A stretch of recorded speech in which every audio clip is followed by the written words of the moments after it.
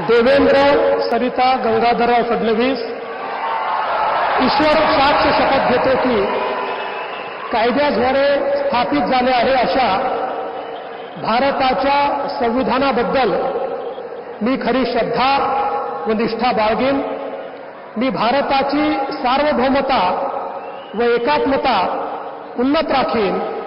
मी महाराष्ट्र राज्याचा मुख्यमंत्री म्हणून माझी कामे निष्ठापूर्वक व सत्सद विवेक बुद्धीने पार पाडेन आणि संविधान व कायदा यानुसार सर्व तऱ्हेच्या लोकांना मी निर्भयपणे व निपक्षपातीपणे तसेच कोणाच्याही विषयी ममत्वभाव किंवा आकस न बाळगता न्याय वागणूक देईन।